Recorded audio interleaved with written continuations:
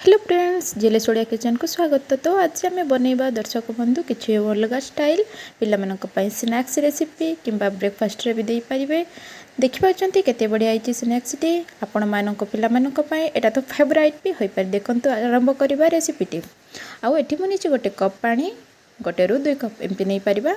आउ आमे गोटे रु 2 स्पून आमे देबा लूण, आउ गोटे स्पून आमे देबा तेल। एमिति भल भाबे पानीटी पूरा भी फुटेबेनी, एमिति मीडियम रे हमें या भल भाव एमती मिक्स करनेबा।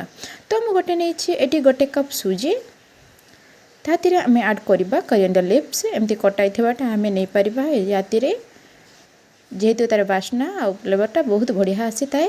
एमती लो फ्लेम रे या आम मिक्स करने एमती पूरा कुक होगा पर्यंत आम भल भाव या एमती सुखा पर्यंत आम भल भाव मिक्स करने।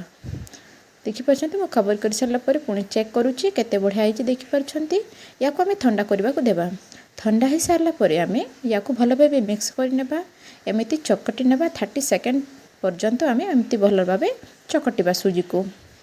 देखिपार पूरा सॉफ्ट हो स्मूथ होपर आम एमती पार्ट पार्ट करने एमती गोल आकार आम गोल करने ये टाइप आम करने। तो ये आम या भेली नेबा ताऊपर आम देवा किछि फ्लावर एमती बेलिबापाई ताऊपर किछि एमती फ्लावर देकी आम या भल भाव बेली नेबा। पूरा पतला भाव आम या भेली नेबा जेमिति रोटी किंबा जेकोसी पूरी टाइप आम या भल भाव बेली नेबा। एमती आम स्क्वायर टाइप चारिपटे आम एमती काटी नेबा। जहाँ किछि अछि ताकू आउ पुणी थरे बेलिबारे आमको साहाय्य हबो। तो आम देखिपारचंती एबे केते बढ़िया होइछि, केते पतला भावे मु बेली नैछि। तो गोटे एमती पैन नैछि गरम हो सारा पर ताऊपर आम एमती टिके टिके भाजी नेबा। एमती देखिपारचंती केते फुलफुला केते बढ़िया होइछि, फुलुछि मध्य। देखिपारचंती आपण मार भी एमती ट्राई करिवे, मो रेसिपी को फॉलो करिवे। देखिपारचंती केते बढ़िया सिझी जाइछि। वर्तमान बेसी भी पुड़ेबेनी जेहेतु आम पुणी थरे आउ किछि पूरा देकी आम या आउरी फ्राई करबा को पड़िबो।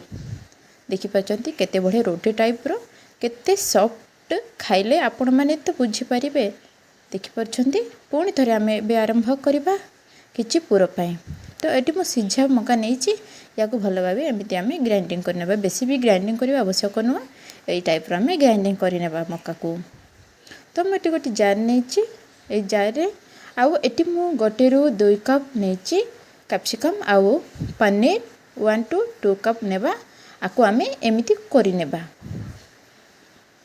एमती भर भाव करनेबा। तो ये आम कटाई मरीच आउ ऑर्गेनो आम ये नेबा स्वाद अनुसार लूण आउ या उपरे कटाई करिएंडर लिव्स या भल भाव एमती मिक्स करनेबा।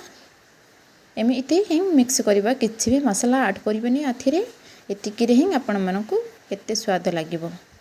ता ऊपर आम एमती पूरा देदेबा। तो आम ये नेबा चीज देदेबा। ता चारिपटे आम एमती व्हाइट फ्लोर रो आम क्रीमटा बनई थिले ता ऊपर आम एमती ऐड करबा। ता ऊपर देखि परछंती आम एई टाइप रो खबर करिनेबा। ए सब को आम एई टाइप रो करिनेबा। तो मो गोटे पैन नैछि ता ऊपर एमती आम तेलटी को लगे नेबा।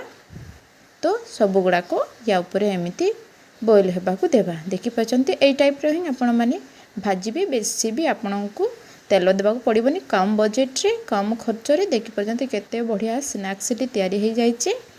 एमती ट्राई करिवे आपण मानक पिला मानक पय किंबा लंच बॉक्स पय।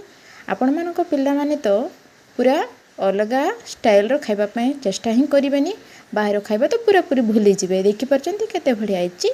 निश्चिंत ट्राई करिवे आपण मानक पिला मानक पय लंच बॉक्स रे देई पारिबे। निश्चिंत ट्राई करी खाई कि जनइबे दर्शक बंधु केते बढ़िया आइछि रेसिपीटी। तो रहिली, बाय बाय।